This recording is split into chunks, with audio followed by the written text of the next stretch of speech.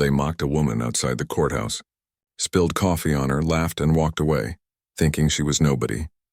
But what they didn't know was that the man behind the judge's bench was her brother. And when justice finally spoke, it didn't need to shout. It simply wore a robe. Angela Brooks stood among them, a 38-year-old single mother and first-year law student, holding onto her folder as if it were her lifeline. Her hands trembled slightly, not from fear, but from the weight of everything she had worked for. Today was the day she'd been preparing for all semester, a pro bono case she'd been allowed to argue under supervision. A small hearing, yes, but to her it was monumental. If she could impress the judge, it might earn her a clerkship. And the first real step toward her dream of becoming a defense attorney. She looked at her reflection in the courthouse glass door. Her neat bun, her simple gray suit, her modest heels. She didn't have designer clothes like the others, but she wore pride and purpose. The thin folder in her hands held every note she'd spent nights writing, often while her 10-year-old son, Jordan, slept beside her textbooks. Angela took a small sip of coffee, the only thing keeping her nerves steady. She whispered to herself, "You've got this," before taking a deep breath, and then laughter cut through the air. Two police officers, tall and broad-shouldered, strolled past. Their voices were loud enough to draw attention. "Hey, sweetheart," one of them called out, his tone dripping with arrogance. "Court's that way, not the coffee shop." Angela froze for a moment, unsure if she'd heard right. She tried to ignore them, keeping her eyes forward, clutching her folder tighter. But they slowed down, circling her like sharks who'd found something to mock. "Look at that suit," the other one said, smirking. "She's playing dress-up. Must be trying to impress someone." Angela swallowed hard. Her heart pounded, but she said nothing. She had learned long ago that silence was safer. The first officer stepped closer, towering over her. "So you think you're a lawyer, huh?" He sneered. "You people always think you can talk your way into places you don't belong." The words hit her like a slap. She felt her face grow hot, but she refused to look away. And then it happened. He moved closer, pretending to brush past her, and with a quick jerk, his shoulder bumped into hers.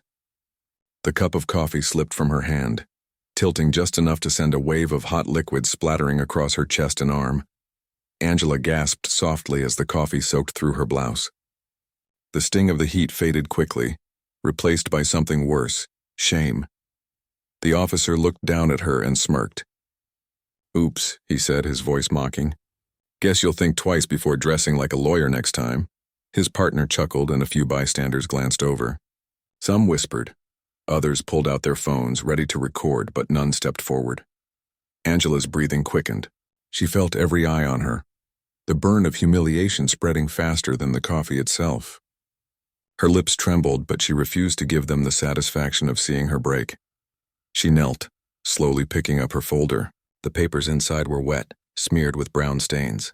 One page meant her opening statement, one it was ruined. She bit her lip, blinking back tears. The officers walked away, still laughing, one of them shouting, "Next time, try decaf." Their laughter echoed down the steps, blending with the sound of city traffic. For a few moments, Angela stood there motionless. The world around her kept moving, but she felt stuck, trapped in that one cruel second. She wanted to disappear. A kind woman nearby whispered, "Are you okay?" But Angela simply nodded. Her voice wouldn't come out. She couldn't let anyone see her cry. She took a napkin from her bag, gently blotting her blouse. The stain wouldn't come off. Her papers were ruined, and the confidence she'd carried that morning now felt shattered. She wanted to scream, to demand justice. But deep down she knew how it would look. Just another complaint ignored.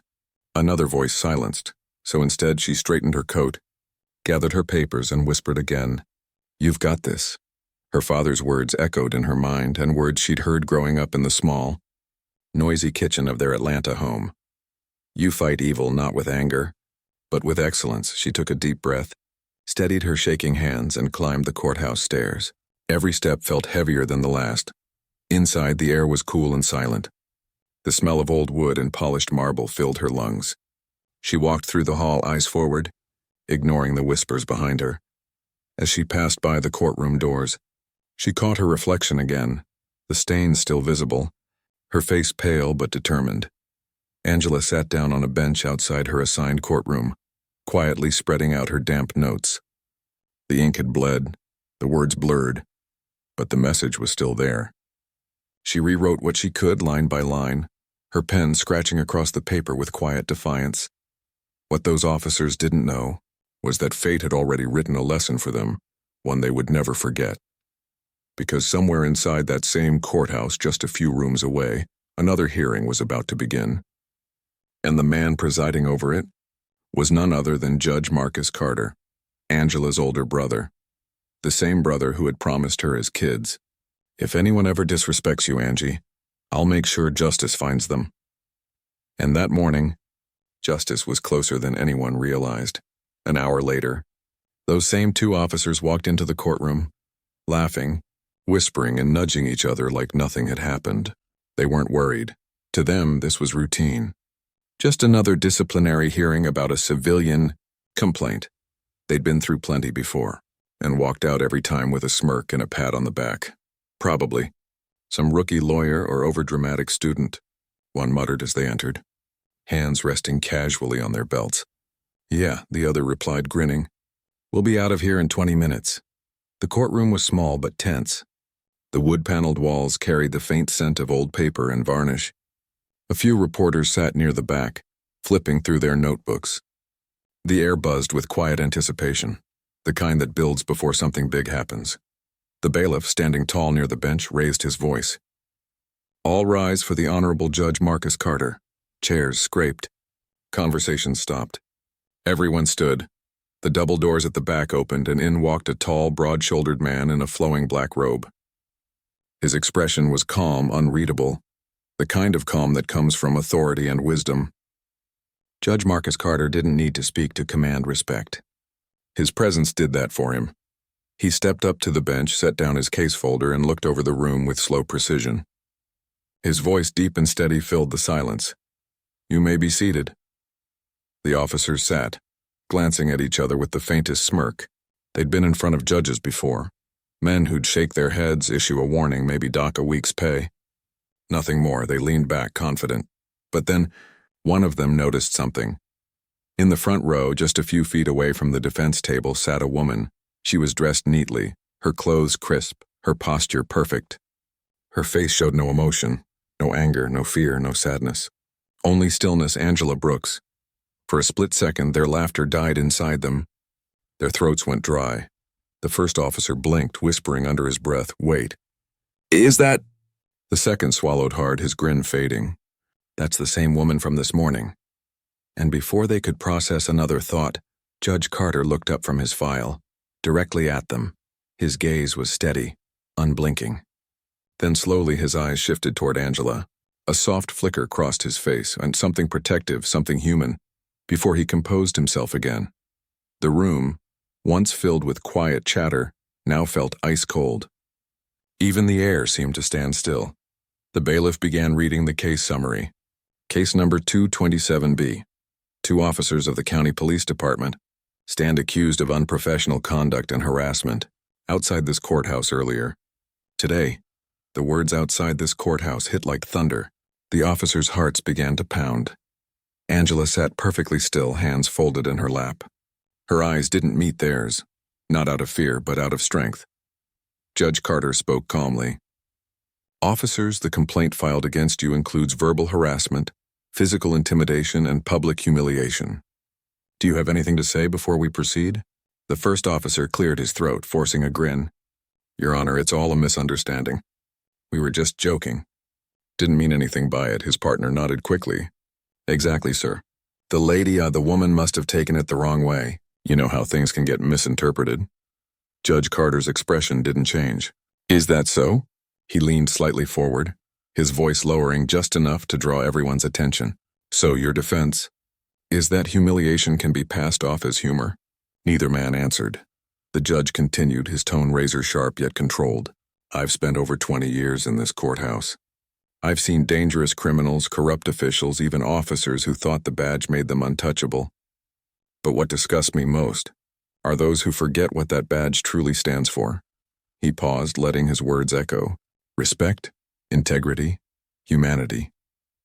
The courtroom was silent. No coughs, no whispers, no shifting chairs. Even the reporters had stopped writing. Judge Carter looked at Angela again. This time, his eyes softened. For a moment, you could almost see the brother beneath the robe, the protector who'd once promised a little girl that he'd always stand up for her. Then he turned back to the officers. "I reviewed the footage from the courthouse security camera," he said.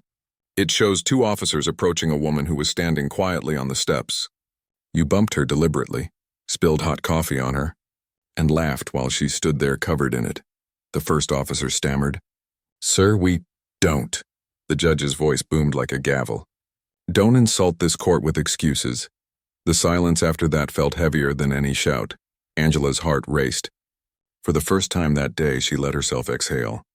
She hadn't asked her brother to intervene. She hadn't even told him it was her. But fate somehow had brought her truth into the light. Judge Carter straightened the papers before him. "Your actions were not a joke. They were a disgrace. You mocked a citizen who stood on the same ground you swore to protect. You made a mockery of the uniform you wear."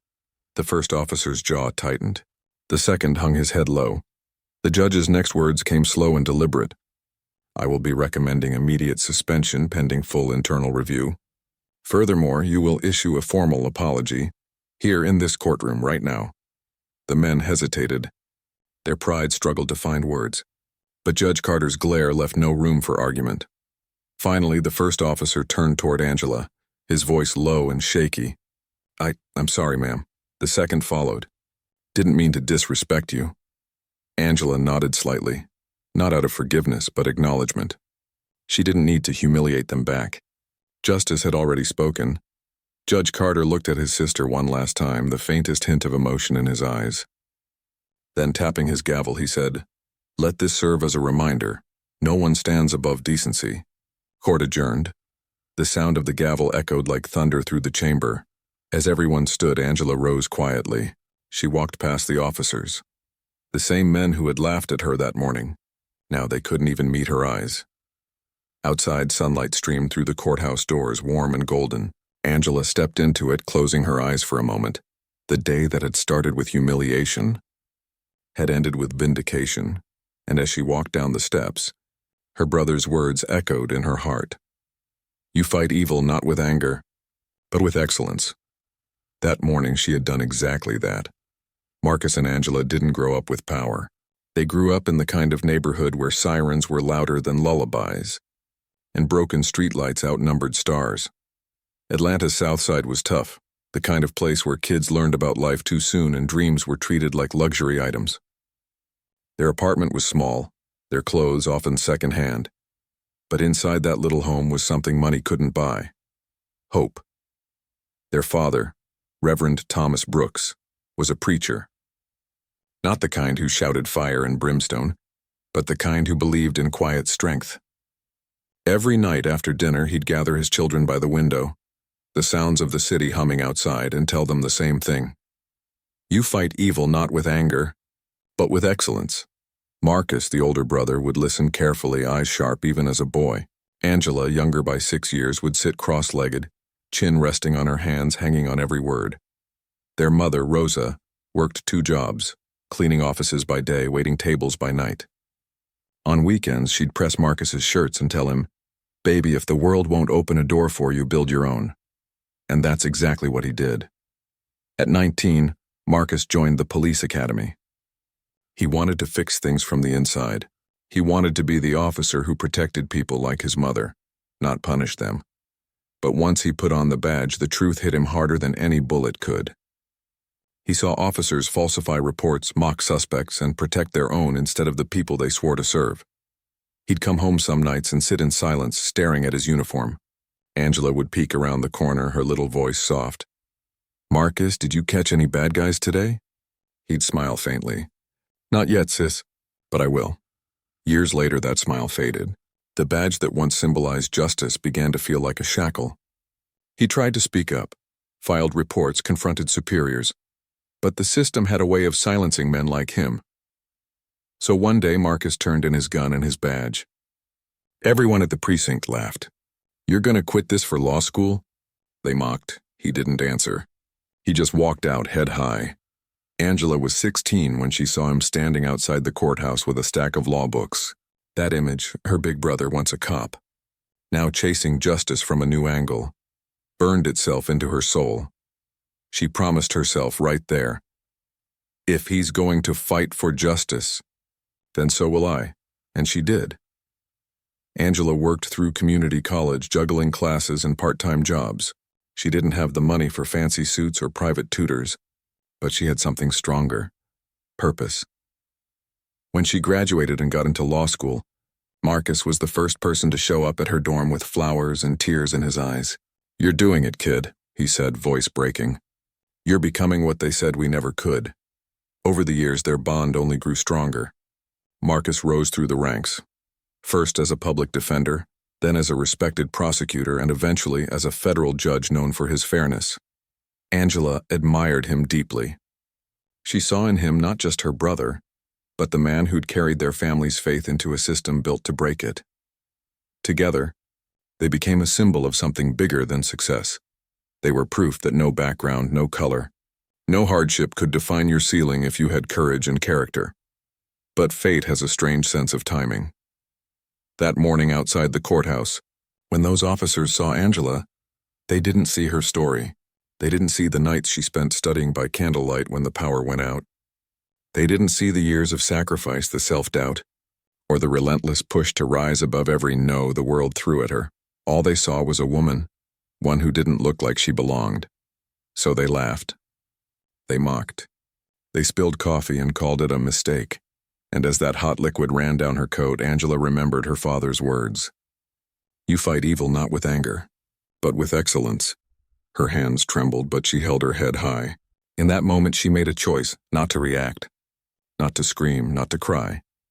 Instead, she walked inside the courthouse, the same building where her brother sat in judgment, where her family's journey had come full circle. She didn't know those same officers were about to face the very man who'd raised her to believe in justice. She didn't know karma had already taken its seat behind the bench. That's the thing about life. It doesn't always punish cruelty right away. Sometimes it waits until the world is watching, and that's exactly what was about to happen. Inside the courtroom, the clock ticked closer to their hearing. The officers were relaxed, still joking as they leaned against the wall, completely unaware of the storm about to unfold. Meanwhile, in his chambers, Judge Marcus Carter flipped through the next case file. 2 police officers charged with misconduct outside his very courthouse. A witness had filed a complaint that morning. Apparently, a law student had been publicly harassed on the courthouse steps. Marcus sighed. Another abuse of power, another reminder of why he left the force. He had no idea who the woman was. Not yet. As he adjusted his robe and stepped toward the bench, his assistant handed him the file. The name of the victim was printed neatly across the top: Angela Brooks. His steps faltered. For a moment, time froze. His heart skipped a beat, disbelief flashing across his face. Then, without a word, he straightened his robe and walked into the courtroom. Fate had just turned the page. The men who mocked his sister were now standing in his courtroom, about to learn what real justice looked like. And karma? Karma was ready to speak, wearing a black robe. The courtroom was silent, the kind of silence that carried weight, heavy, expectant, almost sacred. Every shuffle of paper, every faint cough echoed through the high-ceilinged hall like thunder. At the front, Judge Marcus Carter adjusted his robe, his eyes fixed firmly on the man standing before him. Officer Daniels, the same man who'd mocked Angela that very morning, took the witness stand, straight-backed, confident, almost smug. He had done this 100 times before. To him, this was routine. Another small hearing, another minor complaint that would disappear like smoke. He cleared his throat, glanced at his attorney, and began in a smooth, rehearsed tone. "Your Honor, as I stated in my report, my partner and I were simply following standard procedure." The complainant, Judge Carter raised a hand.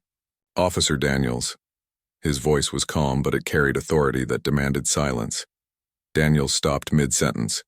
"Before we continue," the judge said evenly, "do you believe in respect?" A flicker of confusion crossed Daniels' face. "Of course, Your Honor," he replied cautiously. "Respect," Judge Carter repeated, his voice dropping slightly lower. "For the law?" For your badge? For the people you serve? Yes, sir, Daniel said again, his voice growing smaller. The judge leaned forward slowly, resting his hands on the desk. His eyes were steady, sharp but controlled. Good, he said. Because this morning, outside this very courthouse, you and your partner disrespected a citizen, not knowing she was my sister. The words hit the room like a thunderclap. A gasp rippled through the crowd. For a moment, no one moved. The air felt heavy, as though time itself had stopped. Daniels blinked, his face draining of color. His lawyer froze, mouth half open, unsure if he'd heard correctly. Even the bailiff, standing by the wall, tensed. Judge Carter continued, his voice calm, each word deliberate. You poured coffee on her, he said. Mocked her. Laughed at her. And then walked into this courtroom expecting fairness? The silence that followed was suffocating. No one dared to breathe. Daniels opened his mouth to speak, but no words came. His hands, which had been confidently folded a minute ago, now trembled slightly. The judge didn't raise his voice. He didn't need to. It wasn't anger that filled the room. It was disappointment, and somehow that felt worse. He leaned back slightly, eyes never leaving the officer. That's what fairness looks like, Officer Daniels, he said quietly. Being held accountable. The words sank in, sharp and unrelenting. Across the room, other officers who had come to watch lowered their eyes. Lawyers exchanged glances. Even the court reporter paused for a heartbeat before resuming her typing, as if she didn't want to break the spell.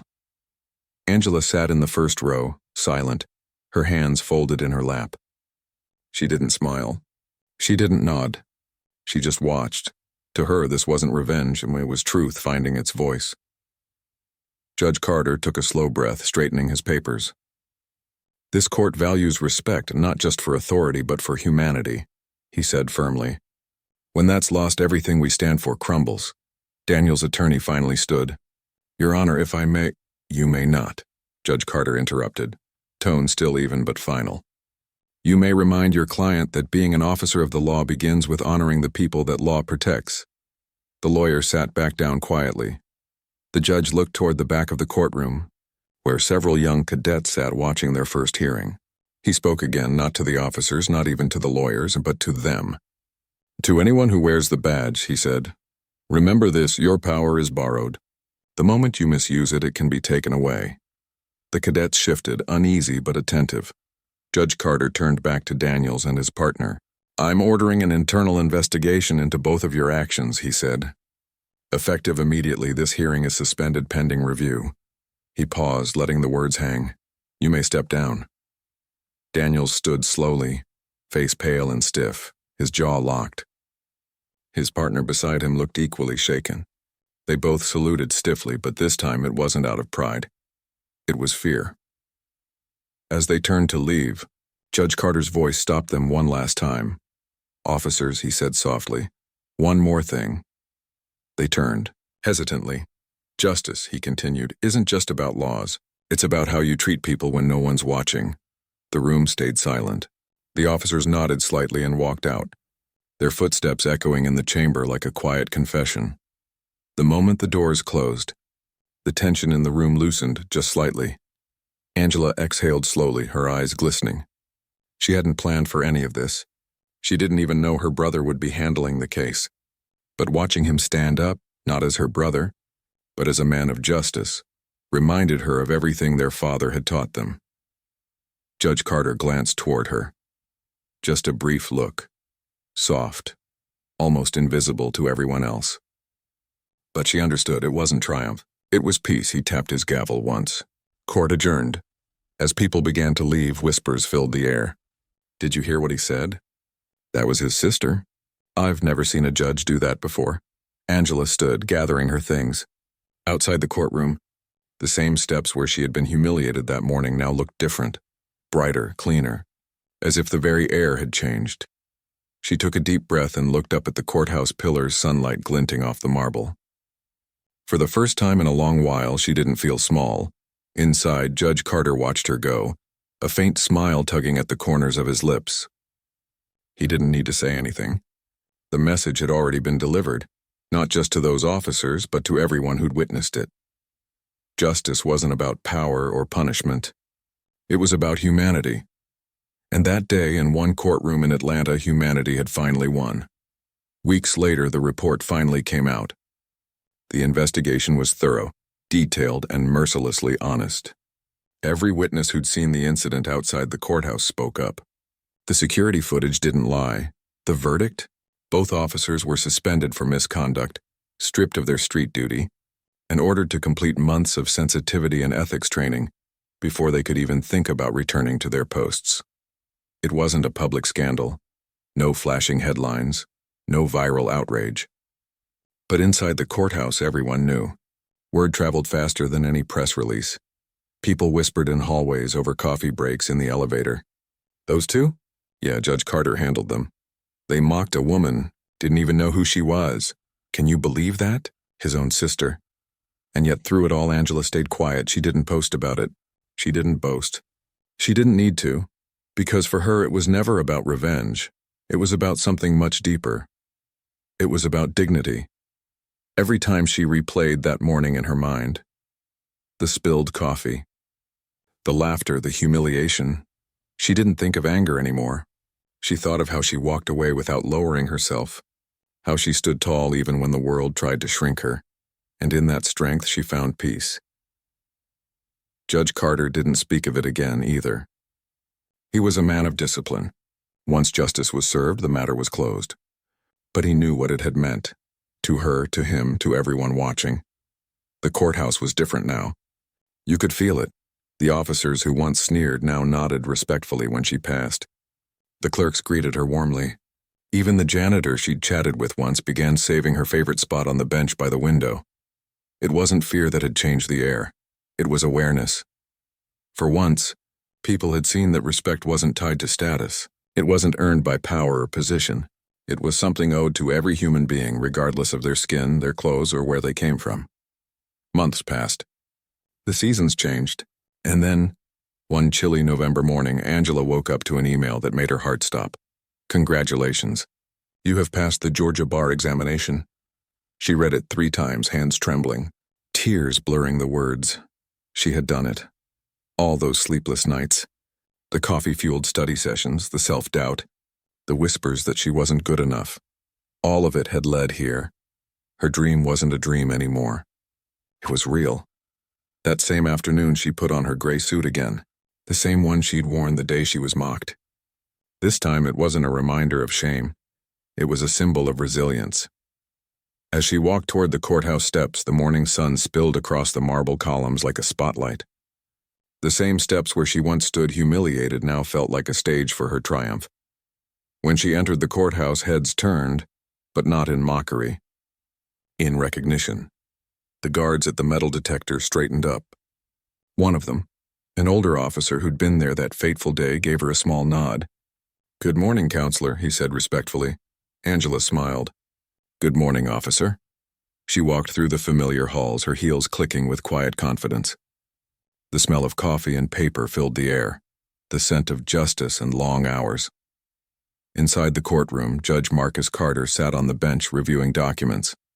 When he looked up and saw her, his expression softened instantly. He leaned forward, unable to hide the pride in his voice. "Well," he said, smiling. "Ready for your first case, Counselor Brooks?" Angela's eyes glimmered as she stepped forward. "Always, Your Honor." The courtroom staff paused for a second, realizing who she was. The same woman whose story had changed the very culture of the courthouse. The same woman who had turned humiliation into honor. That day, she wasn't just a new attorney. She was a symbol of persistence, of grace, of quiet power. As the hearing began, Angela presented her arguments with calm confidence. Every word carried strength. Every point reflected clarity. She wasn't just speaking for her client. She was speaking for every person who'd ever been looked down on, dismissed or underestimated. And sitting behind the bench, Judge Carter couldn't have been prouder. When the hearing ended, applause broke out softly from the back. A rare moment of respect that broke courtroom decorum, but nobody stopped it. Even the bailiff smiled. Outside, as Angela exited the courthouse, the same officers who once sneered now stood aside, holding the door open for her. No jokes, no smirks, just quiet respect. She nodded politely, passing them with the same grace she'd shown that first morning. Only this time, Her head was higher. As she stepped into the sunlight, the city felt alive again. Cars passed, people hurried by, and the courthouse towered behind her. No longer a place of fear, but a monument of redemption. She paused for a moment, looking back at the steps where her story began. So much had changed. Not just for her, but for everyone who'd watched her face injustice and still choose dignity. Her father's words echoed softly in her mind. "You fight evil not with anger, but with excellence."